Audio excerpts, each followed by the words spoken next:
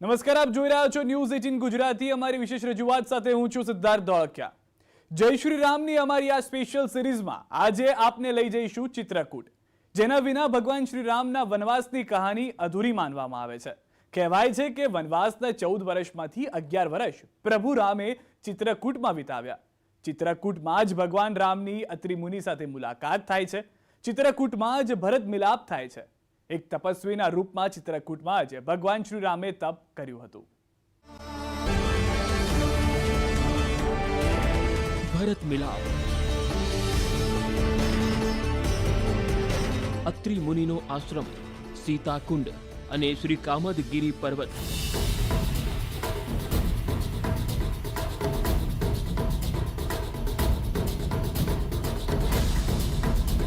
ચિત્રકૂટમાં શ્રી રામના વનવાસી રૂપના અનેક પુરાવા આજે પણ હયાત છે। ત્યાંનો એક પથ્થર શ્રી રામની કથાની સાક્ષી પૂરે છે।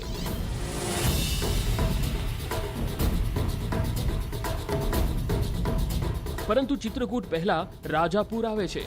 રાજાપુર એટલે કે તુલસીદાસની જન્મભૂમિ।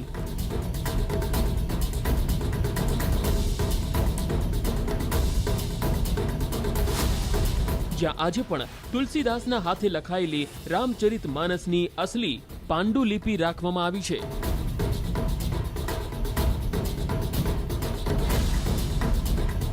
આ એ જ રામચરિત માનસ છે જેને 16મી સદીમાં તુલસીદાસે પોતાના હાથે લખી હતી। તેને અવધીમાં લખવામાં આવી હતી। આટલા વર્ષો બાદ પણ એક એક અક્ષર વાંચી શકાય છે।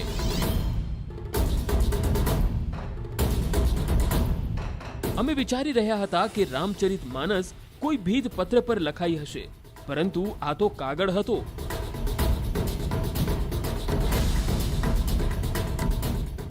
कागज का आविष्कार विश्व में चाइना ने 13वीं शताब्दी में किया है। भारत में 14वीं में आया है। हाथ से घोट के लुगदी बना के कागज बनाते थे। तुलसीदास जी महाराज जी 1631 चैत्र सुदी 9वीं दिन मंगलवार को अयोध्या से लिखना शुरू किया है। कागज बनने के 400 वर्ष बाद अकबर पीरियड में लिखा गया है और बाबा ने मानस पे खुद लिखा है कि मैं कागज पर लिख रहा हूँ। बालकांड दोहा नंबर 9 की अंतिम चौपाई है, कबित विवेक एक नहीं मोरे, सत्य कहाऊं लिख कागद कोरे। मैं कोरे कागज पर लिख राम राम जय राजा राम। રામચરિત માનસ જોયા પછી રામકથાની નિશાનીઓને જોવા અમારી ટીમ ચિત્રકૂટમાં પહોંચી ગઈ।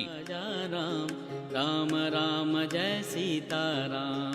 राम राम जय राजा राम। राम राम जय सीता राम। ચિત્રકૂટ મતલબ મંદાકિની નદી, મંદાકિની નદી મતલબ રામઘાટ। राम राम राम जय राजा राम।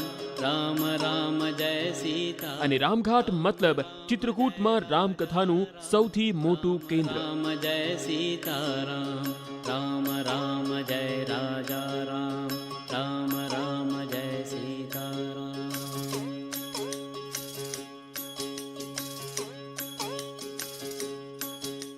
श्री राम के वनवास यात्रा के पूरे केंद्र बिंदु में जो जगह रही है वो है चित्रकूट, और खुद चित्रकूट के पूरे सेंटर पॉइंट पे, पूरे केंद्र बिंदु में जो जगह है वो है मंदाकिनी नदी के किनारे बसा ये रामघाट। रामघाट यानी वो जगह जहां वनवास के दौरान भगवान श्री राम खुद आया करते थे। રામઘાટ નજીક શ્રી કામદગીરી પર્વત છે। કહેવાય છે કે શ્રી રામે એક સંન્યાસી બની સૌથી વધારે સમય કામદગીરી પર્વત પર વિતાવ્યો।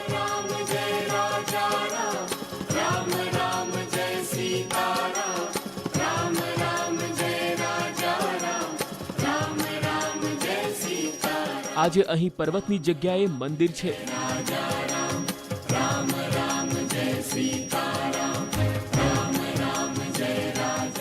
फिर भगवान आए और यहाँ माता जानकी के साथ 11.5 वर्ष तक इन्हीं कामदगिरी भगवान, इन्हीं कामतानाथ जी की 11.5 साल तक पूजा करते रहे और इस कामदगिरी की परिक्रमा लगाते रहे।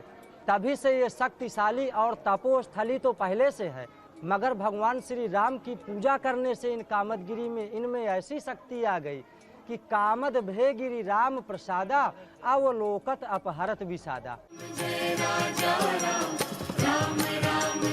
તે સમયના અને આજના ચિત્રકૂટમાં ઘણો તફાવત આવી ગયો છે, પરંતુ આસ્થા એટલી જ છે। અહીંની નિશાનીઓમાં લોકોને શ્રી રામના દર્શન થાય છે। अब इस जगह से जो आज का जो कामदगिरी पर्वत है, जो चित्रकूट में सबसे पवित्र जगहों में से एक है, यहीं से वो परिक्रमा शुरू होती है जिसे कामदगिरी की परिक्रमा कहते हैं, जहां पर अलग अलग जगहों पर भगवान के अलग अलग निशान मिलते हैं। अब हम इस परिक्रमा की तरफ चल रहे हैं और देखते हैं कि हमें कौन कौन से निशान त्रेता युग के यहाँ पर मिलेंगे। કામદગીરી પરિક્રમાની પહેલી નિશાની છે રામસૈયા। કહેવાય છે કે આ જ જગ્યા પર ભગવાન રામ અને સીતા આરામ કરતા હતા, જેનાથી જોડાયેલા નિશાન આ પથ્થર પર હયાત છે। આ જગ્યા રામના મર્યાદા પુરુષોત્તમ રૂપ સાથે જોડાયેલી છે। इसमें भगवान राम यहाँ पे विश्राम किए हैं। ये जो चौड़ा निशान दिख रहा है थोड़ा सा, जी ये राम जी का निशान है। राम जी सीधे सोते थे अपने। अच्छा, ये राम का निशान है, भगवान राम का निशान ये है, राम जब जी वो का सोया है, करते जब थे। ये सोया करते थे राम जी। अच्छा, और इधर जो है दाहिनी तरफ माता सीता जी एक करवट में सोई है। अच्छा, एक ही करवट। और बीच में ये जो है एक मर्यादा बनाया है भगवान। मर्यादा दौरान तापस भेष रहे ना भगवान, तपस्वी भेष में, तो मर्यादा दिखाया है भगवान ये अपना कि हम जो है तपस्वी भेष में हो करके और मतलब मर्यादा दिखा दिया है यहाँ। अच्छा, तो यहाँ पर राम और यहाँ सीता का राम ये और शैया सीता का थी। शयन है ये। अच्छा, स- और राम यहाँ पर ये जो निशान है दूसरी तरफ शिला के, दूसरी वो कौन तरफ सा जो है ये निशान है, भगवान राम जब सोते थे अपना तो धनुष अपना यहाँ ये जो निशान दिख रहा है आपको, ये धनुष का निशान है भगवान का। धनुष और बीच में प्रत्यंचा चढ़ी हुई दिख रही लकीर एक। अच्छा, तो ये धनुष है भगवान का, अपना धनुष रखते थे यहाँ। કહેવાય છે કે વનવાસ દરમિયાન રામ અને સીતા આ જગ્યા પર શયન કરતા હતા અને લક્ષ્મણ નજીકના એક પર્વત પર બંનેની રક્ષા માટે હંમેશા તૈનાત રહેતા હતા। ये रामशैया है जहाँ पर भगवान राम माता जानकी के साथ विश्राम करते थे। और यहाँ से ठीक मेरे पीछे आपको दिखाई दे रही होगी वो लक्ष्मण पहाड़ी है, जो मैं देख पा रहा हूँ, वो लक्ष्मण पहाड़ी है।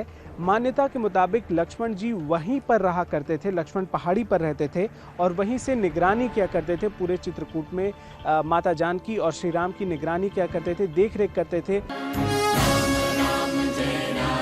હવે એ જગ્યા પર જવાનું હતું, જેના વગર ચિત્રકૂટની રામ કહાની અધૂરી છે।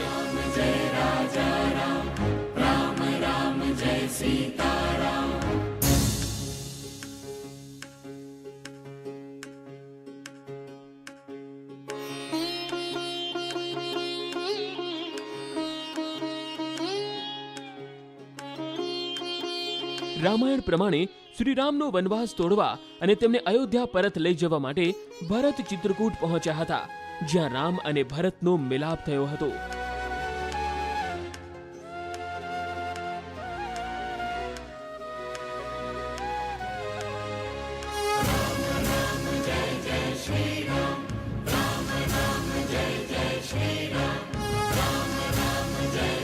માન્યતા પ્રમાણે ત્રેતા યુગમાં આ જગ્યા પર શ્રી રામ અને ભરતનો મિલાપ થયો હતો।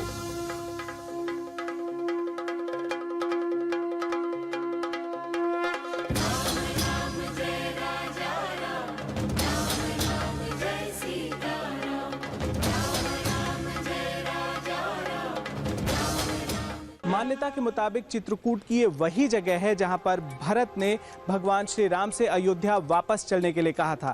ये पूरा क्षण इतना ज्यादा भावुक कर देने वाला था कि इस पूरे पहाड़ के ऊपर जितनी भी चट्टानें थीं वो तक पिघल गई थी और नतीजे में ऐसे निशान पड़ गए भगवान श्री राम के चरणों के, जो आज भी यहाँ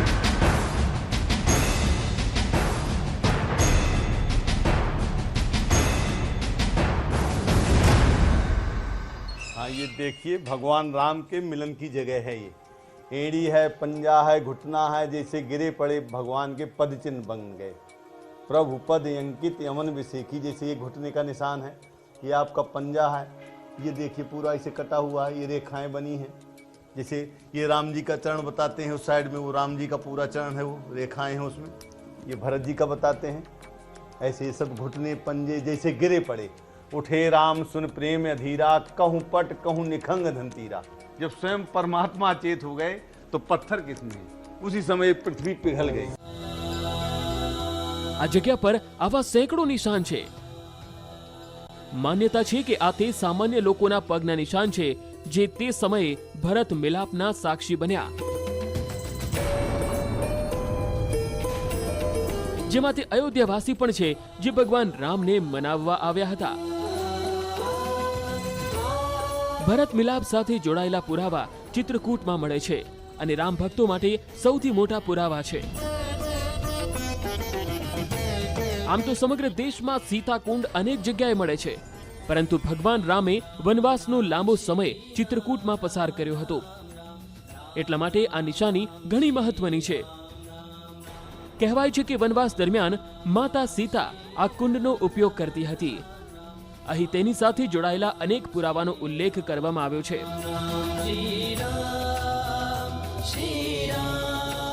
मंदाकिनी नदी का किनारा और ये जानकी कुंड। जानकी कुंड की कहानी तो आपको बता दी, और अब इस कुंड को आप ध्यान से देख लीजिए। ये वो कुंड है जिसके अंदर आपको दिख पा रहा होगा कि ये 3 फुट स्टेप्स हैं। अब इसे पेंट लगाकर थोड़ा और विजिबल करने की कोशिश की गई है, लेकिन ये नेचुरल और प्राकृतिक तौर पर इस पत्थर पर पहले से ही था, जिसे अब पेंट लगा दिया गया कुछ वक्त पहले। लेकिन इसे ही माँ जानकी का यानी देवी सीता का सबूत माना जाता है, उनका साक्ष्य माना जाता है। मान्यता यह है कि यही वो जगह थी जहाँ पर वनवास के दौरान देवी सीता आया करती थी, और तब से ही उनके फुट स्टेप्स यहाँ पे, उनके जो चरण हैं जिसे अब यहाँ सीता चरण कहा जाता है, वो यहाँ पर पड़ गए, जो आज भी इस चित्रकूट के जानकी कुंड में मौजूद है। समय बदलायो, समयनी साथे चित्रकूट बदलायो। કેટલીક નિશાનીઓ લુપ્ત થઈ ગઈ તો કેટલીક નિશાનીઓ હજુ પણ છે, પરંતુ ભગવાન રામ સાથે જોડાયેલી આસ્થા તમામ બદલાવથી ઉપર રહી। જાનકી કુંડ નજીક સતી અનસુયાનું મંદિર છે। સતી અનસુયા અત્રિ મુનિના પત્ની હતા, જેઓ પોતાના તપોબળથી મંદાકિની નદીને ચિત્રકૂટમાં લાવ્યા હતા। રામાયણ પ્રમાણે મહર્ષિ વાલ્મીકીના કહેવાથી ભગવાન રામ અત્રિ મુનિના આશ્રમમાં ગયા હતા અને સતી અનસુયા સાથે મુલાકાત કરી હતી। કહેવાય છે કે આ જ મંદાકિની નદીનો કિનારો છે જ્યાં સીતા પ્રથમ વખત સતી અનસુયાને મળ્યા હતા અને અનસુયાએ સીતાને દિવ્ય વસ્ત્ર અને આભૂષણ ભેટમાં આપ્યા હતા। प्रमाण पढ़ेंगे तो उसमें लिखा है कि अनसुईया के पद गई सीता मिलही बहोरी सुशील विनीता। जब अनसुईया माता के पास सीता जी जाती हैं तो उनसे सुशील और विनम्र भाव से मिलती हैं और उन्हें यहाँ से एक वस्त्र देती हैं जो दिव्य वसन भूषण पहनाए, जो नित नूतन अमल सुहाए। ऐसे वस्त्र और आभूषण देती हैं जो न कभी गंदे होते थे, न फटते थे, न पुराने होते थे, और नित्य सुबह होने पर उसके रंग आकार बदल जाया करते थे। और उन्हें पतिव्रत धर्म का उपदेश दिया था कि एक ही धर्म एक व्रत नेमा, कार्य वचन मन पति पद प्रेमा।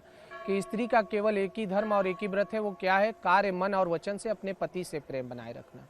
और यहीं से फिर पंचवटी नासिक के लिए गए थे वो लोग। શ્રી રામના વનવાસી રૂપની નિશાનીઓની તલાશમાં ચિત્રકૂટ એક મહત્વનો પડાવ હતો। વનવાસ સમયે શ્રીરામ ચિત્રકૂટથી દંડકારણ્ય પહોંચ્યા હતા। દંડકારણ્યનો સંબંધ શ્રીરામના યોદ્ધા રૂપ સાથે છે, પણ એક ભાગ એવો પણ છે જ્યાં શ્રીરામ સંન્યાસીના રૂપમાં રહ્યા। તે જગ્યાને પંચવટીના નામે ઓળખાય છે, જ્યાં શ્રીરામે આકરું તપ કર્યું, રાક્ષસોના સંહાર માટે કેટલીય શક્તિઓ હાંસલ કરી।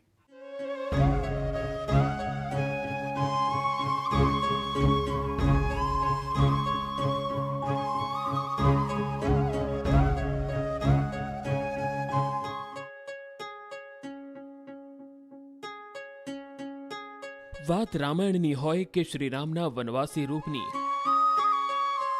દરેક નજરે પંચવટી એક મહત્વપૂર્ણ પડાવ છે।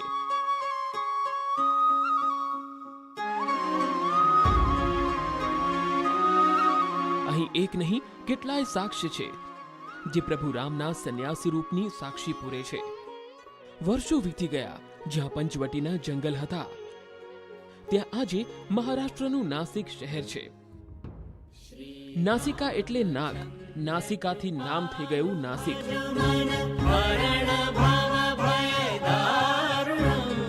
વનવાસી બનીને શ્રીરામે પંચવટીમાં લાંબો સમય વિતાવ્યો।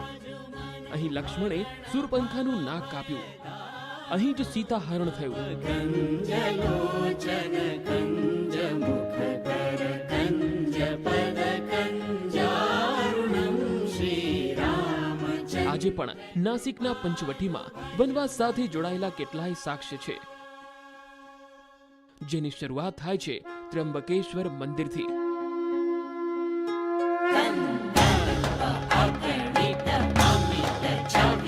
12 જ્યોતિર્લિંગમાં સામેલ નાસિકના ત્ર્યંબકેશ્વર મંદિર સાથે ભગવાન રામની કહાની જોડાયેલી છે, જ્યાંથી પંચવટીનો વનવાસ શરૂ થયો.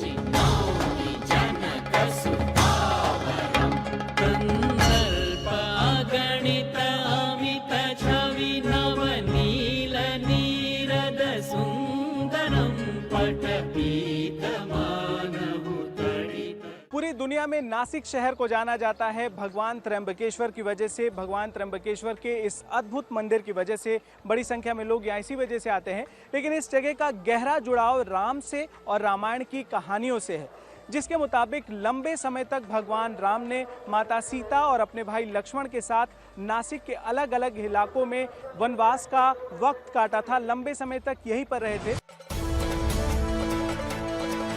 માન્યતા મુજબ આ જ જગ્યા પર ભગવાન રામે પોતાના પિતા દશરથનું શ્રાદ્ધ કર્યું હતું. स्कंद पुराण के अनुसार ये वो भूमि थी जिसका चयन वशिष्ठ जी ने किया था राम जी के हाथ से श्राद्ध कराने के लिए. ऐसा वचन स्कंद पुराण में है कि संयस्य चोदभो यत्र यत्र गोदावरी नदी. શ્રાદ્ધનો દીવો બિહારના ગયા અને ઉત્તર પ્રદેશના ચિત્રકૂટમાં પણ થાય છે, પણ ત્રંબકેશ્વરને લઈ માન્યતા વધુ છે. માટે જ આ ધામ શ્રાદ્ધનું સૌથી મોટું તીર્થ બની ચૂક્યું છે.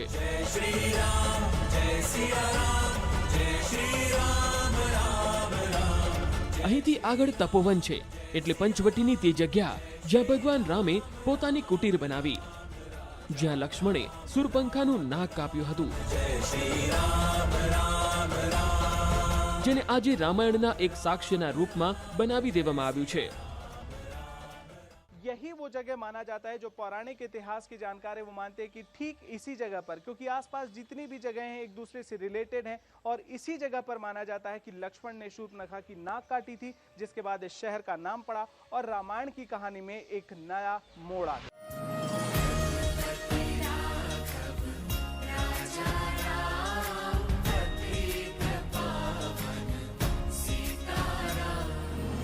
કહેવાય છે કે શ્રીરામનો આશ્રમ અહીંથી દૂર હતો. પોતાના લગ્નનો પ્રસ્તાવ લઈને સુરપંખા અહીં આવી હતી.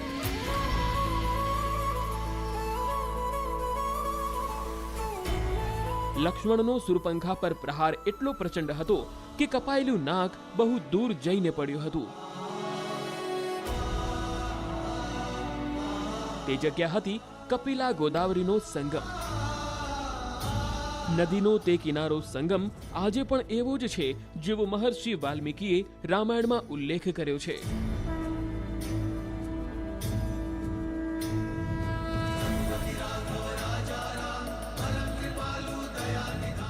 कपिला और गोदावरी नदी का संगम और आसपास फैला घना जंगल. रामायण में इस जगह के बारे में जिन जिन चीज़ों का जिक्र किया गया है, आज भी यहाँ पर हूबहू वैसी ही चीज़ें मौजूद हैं. आज भी इस जगह पर जो जो चीज़ें, जो जो ज्योग्राफिकल चीज़ों के बारे में कहा गया था, ठीक वैसी ही चीज़ें, वैसी ही नदियाँ, वैसे ही जंगल का मौजूद होना अपने आप में एक बहुत बड़ा सवाल है, जिसका जवाब किसी के पास नहीं. શ્રીરામની કથા મુજબ સુરપંખાનો બદલો લેવા માટે રાવણે પોતાના 2 શક્તિશાળી ભાઈઓને મોકલ્યા હતા, જેમનું શ્રીરામ સાથે કેટલાય દિવસો સુધી યુદ્ધ ચાલ્યું હતું.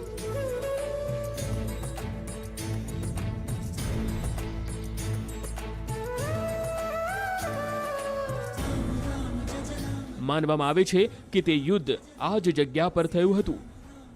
અહીં એક ગુફામાં શ્રીરામે સીતાજીને સુરક્ષિત રાખ્યા હતા. અહીં 5 પૌરાણિક વટવૃક્ષ પણ છે. શ્રીરામનું વનવાસી રૂપ રામાયણની કેટલીય કથાઓને પોતાની અંદર સમાવીને બેઠું છે. એ જ કારણ છે કે રામકથા સાથે જોડાયેલી જેટલી પણ નિશાનીઓ દેશમાં છે તેમાં અડધાથી વધુ શ્રીરામના વનવાસી રૂપને વ્યક્ત કરે છે. યુગો વીતી ગયા, પણ આ સાક્ષ્ય આજે પણ શ્રીરામ કથાની સાચી સાક્ષી પૂરે છે.